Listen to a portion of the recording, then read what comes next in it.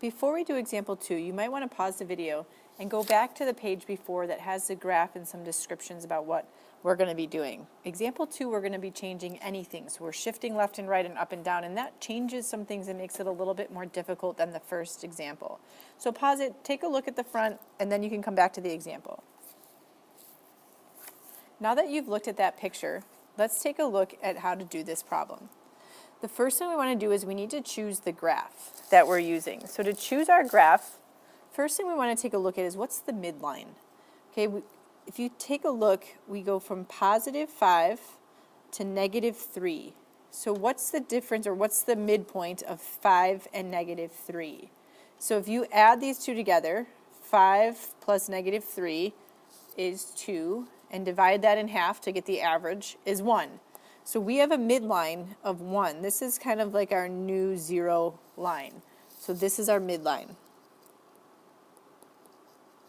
And that means if we have a midline of 1, we also know that this midline tells us that our D value is equal to 1, which means we have shifted our graph up by 1.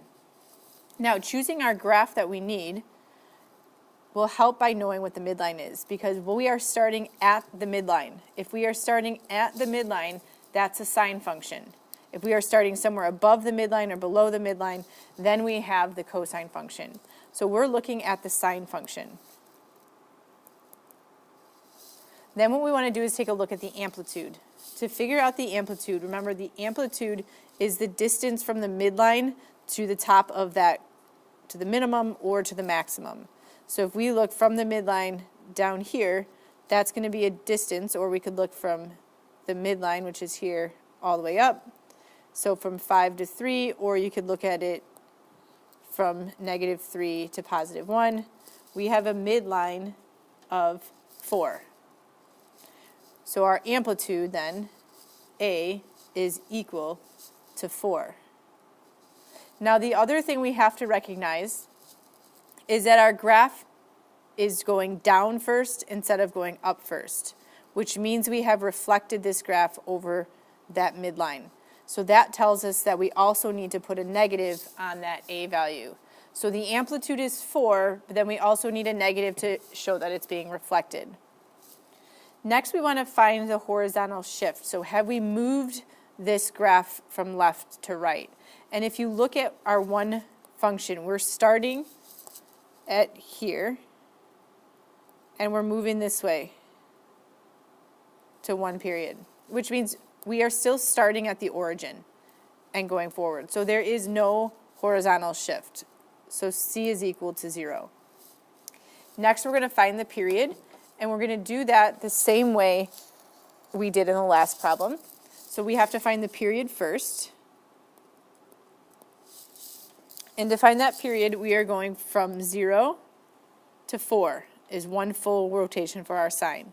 So the period is equal to 4, and then we're going to use that to find B. So that we can take the period equation, which is 2 pi over B, and set that equal to what our period is, which is 4.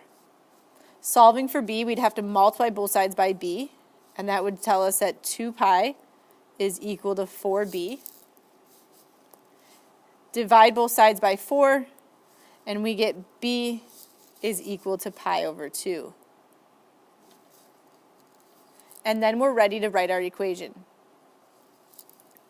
We are plugging in, and we get y equals, our amplitude, our A value goes out front, negative 4 times the sine.